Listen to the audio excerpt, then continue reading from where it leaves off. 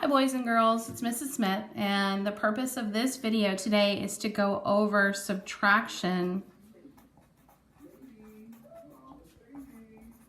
of mixed numbered fractions. So subtraction of mixed numbers. So what I'm going to do today is I'm going to share with you the 3 common types of subtraction of a mixed number problem. Okay, so the first one is where there is no regrouping whatsoever. You may need to reduce or simplify your answer, but there is no regrouping whatsoever. And so like my last video, I'm going to show you how to solve one problem, and then I'm going to show you a problem that I like for you to solve on your own. And you can pause the video and then watch the next problem and so on and so forth. So this first problem is one with no regrouping, meaning we do not need to borrow from a whole number. So the first problem I want to share with you is 11 9/10 minus 7 3/5. So the first thing I notice is that the denominators are not common. So I need to find a common denominator that when I skip count by 10 and I skip count by 5, I get the same number. And so when I skip count by 10 and I skip count by 5, the common denominator is 10. So 9/10 is going to stay the same, but I do need to find the equivalent fraction for 3/5. So 5 times 2 equals 10, so 3 times 2 equals 6. And so now I have a fractional part that I can subtract, and then I can't forget my whole numbers. So 9/10 minus 6/10 is 3/10. And then 11 minus 7 is 4.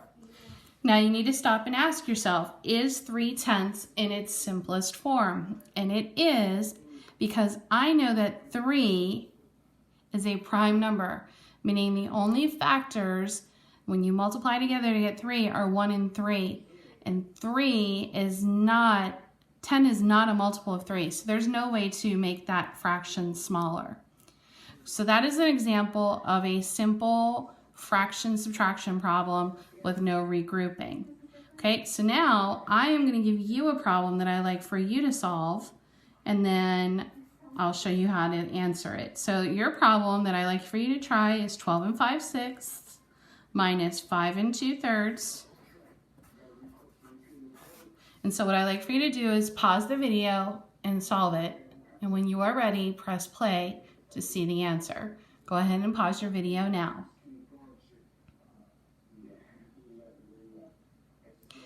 Okay, so you have solved this problem, and so now it's time to check your work against me. So the first thing I need to do is find a common denominator that 6 and 3 share. And so I know when I skip count by 6 and I skip count by 3, the common denominator is 6. So 5/6 is going to remain the same, but I do need to convert this to thirds. So 3 times 2 equals 6, so 2 times 2 equals 4. So now I have common denominator fractions. So 5/6 minus 4/6 is 1/6.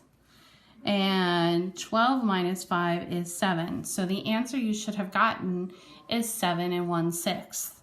Now, 1/6 is in its simplest form because the numerator is 1, and there is no way to reduce 1 because it only has one factor itself. Okay, so that is a simple subtraction of a mixed number problem. So now my next problem is going to get a little bit tougher.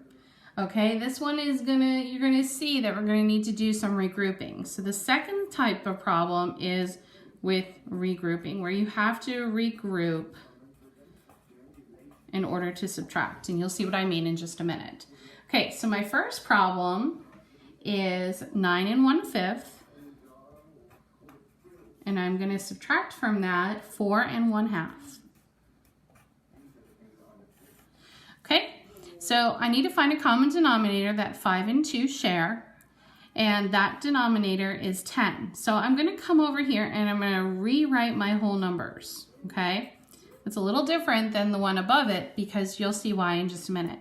So the common denominator is 10.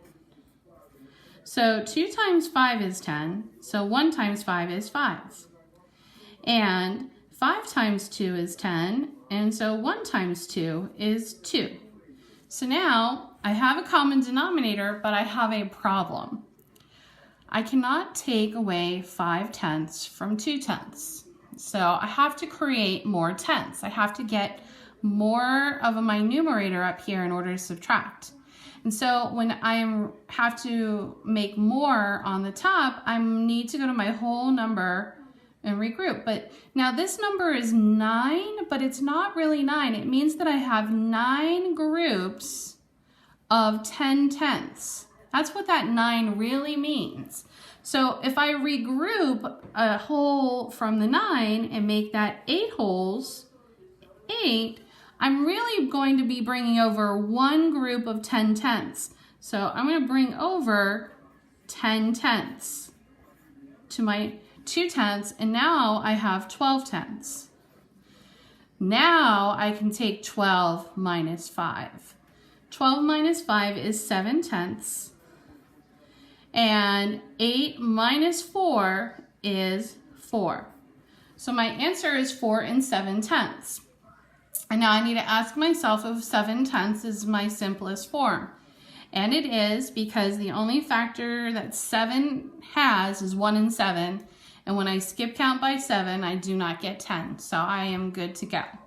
All right, so now I am going to give you a problem that I'd like for you to solve, just like I did right here, where I had to regroup from my whole number. So your problem is going to be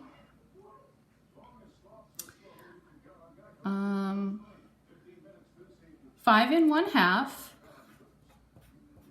minus 1 6/10.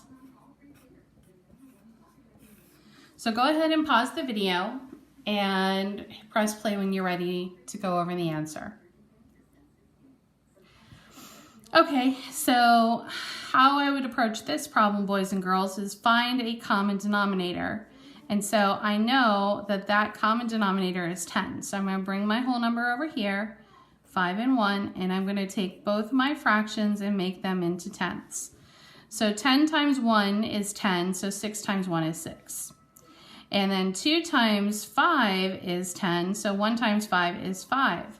And so now I have a fraction that I can work with.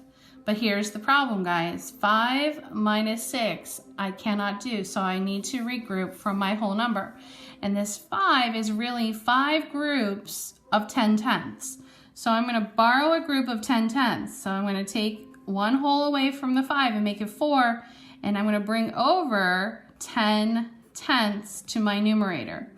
And I'm going to combine them, the 5 that I already have plus the 1 whole, or 10/10. That works out to be 15/10. So 15 minus 6 is 9/10, and 4 minus 1 is 3. And so your answer is 3 9/10, which is in its simplest form because 9 does not share a common factor with 10 other than 1. Okay, so that is regrouping, where you need to regroup from the whole number. And so the third type of fraction problem is something like this. You're given a whole number. So the third type of fraction problem is you subtract from a whole. Subtract from a whole number. Now, on your practice after this, there won't be any problems like this, but I promise you'll see them again. All right, so an example of this would be just 9 minus 3 5/12.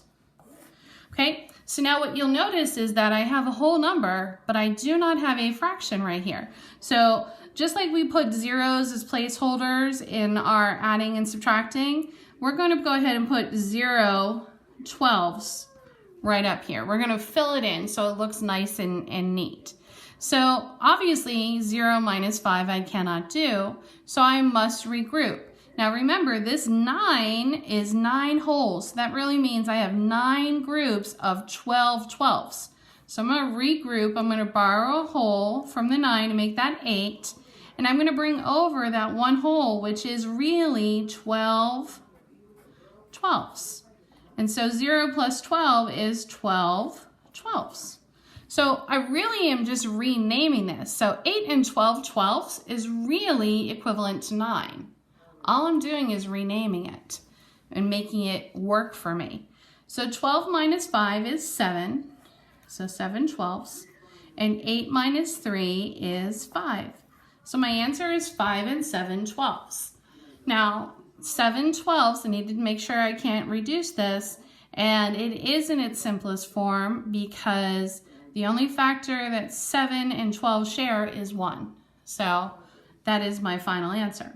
So now I'm going to give you a problem that I'd like for you to try and solve, just like what we did right here, where I renamed my whole number into a whole number and a fractional part, which is a whole. So your example is going to be 7 minus 4 and 9/11. Let's go ahead and pause your video and solve it. When you're ready, press play. Okay, so the first thing you should have done is said, well, I don't have a fractional part right up here, so I'm going to make a fractional part. And my denominator is going to be 11, and I'm going to have 0 as my numerator. So I need to regroup because 0 minus 9 I cannot do. So I'm going to rename this fraction. I'm going to borrow 1 whole, or regroup 1 whole, making this 7 a 6. And then I'm going to bring over 1 whole. Remember, this is 7 groups of 11 11ths. So if I borrow 1 whole, I'm going to bring over 11 11ths. So now my number is 6 and 11 11ths, which really equals 7.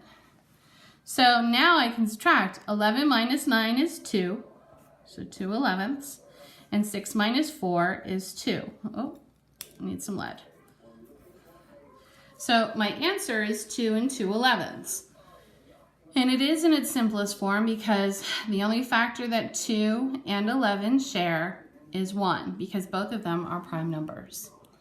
Okay, boys and girls, so that is how you navigate the 3 types of subtraction of mixed numbered problems. One where you don't have to regroup, another one where you do regroup, or sometimes you're given a whole number minus a fraction. I hope you enjoyed this video, and I hope this video will help you complete the 5 problems that were given to you as a follow-up activity to subtraction with mixed numbers. Thanks for watching, and see you next time.